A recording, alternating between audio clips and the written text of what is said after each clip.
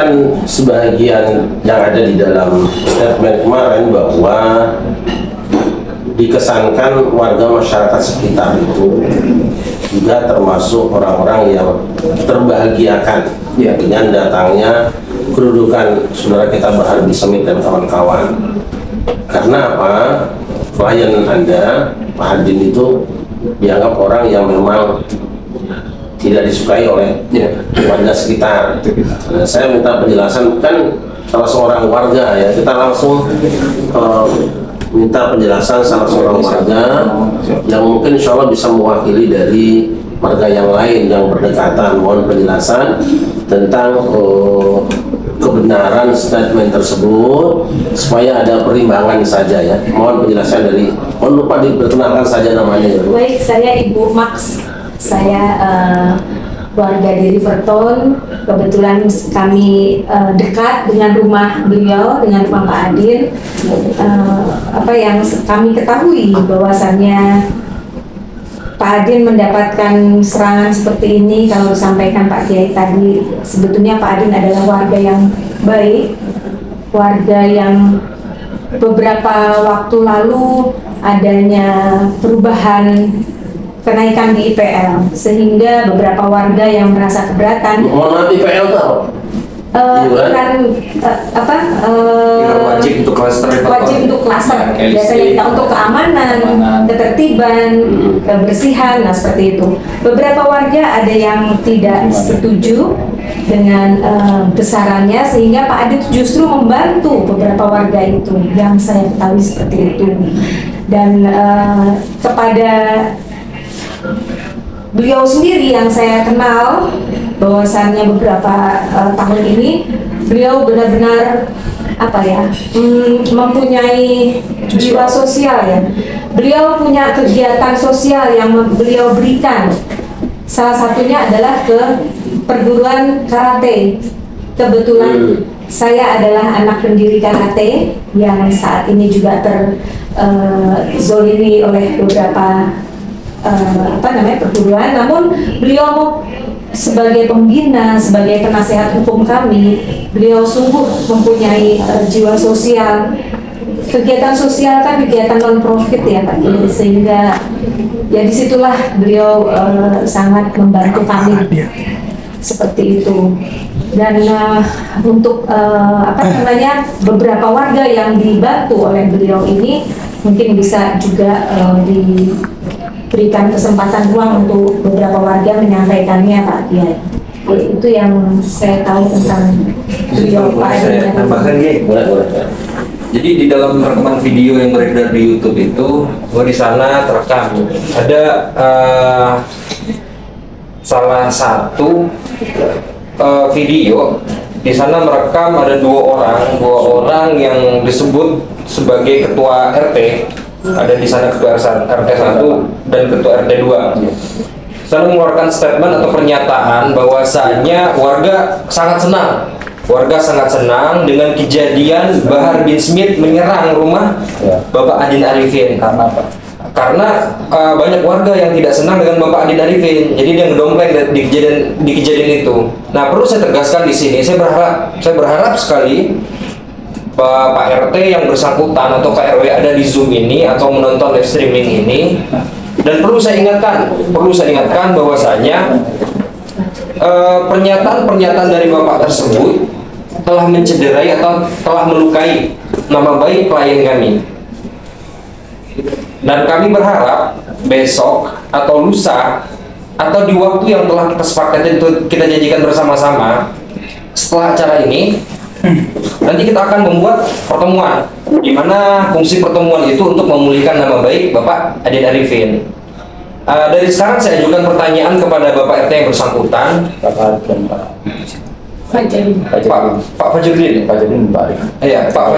Pak Fajrudin. Dari sekarang saya Pak Fajrullah, dari sekarang saya bertanya, kalau memang benar klien kami melakukan penipuan, pertanyaan pertama dari saya, siapa orang yang ditipu? Pertanyaan kedua, kapan ditipu? Yang ketiga, apa yang ditipu? Tolong dibuktikan semuanya. Kalau tidak, hati-hati. bisa ikut serta ke dalam berbalik arah, bisa masuk ke dalam tindakan pidana. Dan kami dengan penuh rasa berani akan melaporkan Bapak RT yang bersangkutan ke Polda Metro Jaya. Jadi untuk memulihkan nama baik klien kami bersungguh-sungguh ini. Soalnya framing yang ada di YouTube itu udah mencederai nama Bapak Adin Arifin. Jadi begitu, Ki. Ya, artinya kan dari pihak klien ya, satu permintaannya, mungkin permintaan maaf atau klarifikasi atau mencabut tuduhan-tuduhan yang pernah dilontarkan sehingga viral kan, viral, dan itu membuat keluarga klien menjadi tidak nyaman, apalagi tinggal di lingkungan itu. Bisa dibayangkan kalau ada orang tinggal di satu daerah kemudian dianggap di daerah itu sebagai duri dalam daging, so dia tidak nyaman. Padahal sejatinya sebagaimana dijelaskan sama Ibu tadi bahwa tuduhan itu tidak terbukti, justru terbalik karena ada hal-hal yang bersifat pribadi yang kemudian dimanfaatkan untuk memframing framing yang baru, numpang di peristiwa ini, dompleng di peristiwa pengerudukan itu. Tapi kita tidak tahu apakah sebelum hari pengerudukan itu juga, apakah kira-kira yang diperkirakan sudah ada koordinasi atau ada komunikasi antara saudara kita Bahar bin Smith dengan RT RW tadi sehingga sepertinya sudah terstel gitu, terkondisikan. Apakah perkiraan itu ada? Saya kira kita tidak boleh menduga-duga ya, karena perkara hukum kan belum pasti ya. Yang pasti bahwa itu adanya, walaupun secara logika mustahil kalau belum ada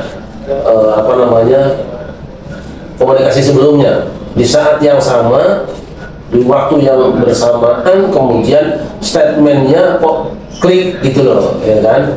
Tapi yang pasti dari teman-teman kuasa hukum ada upaya barangkali atau memberi waktu berapa lama untuk dari tokoh-tokoh yang menyampaikan tuduhan tadi untuk mencabut tuduhannya tadi.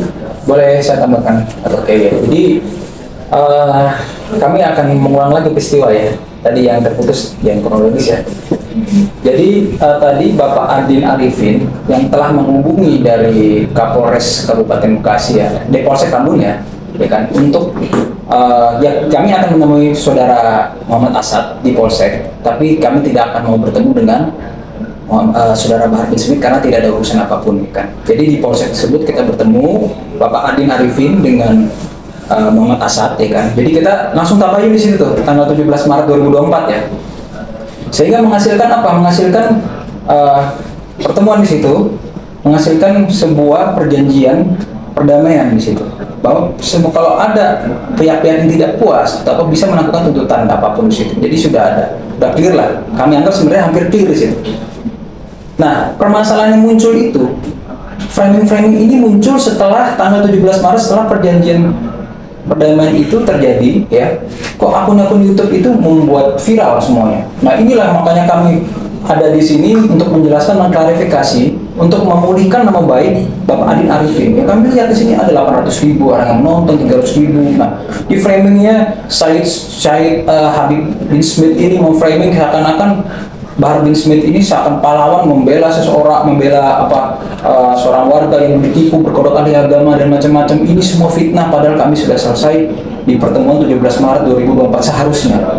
Dan ini makin gencar lagi, ya kan?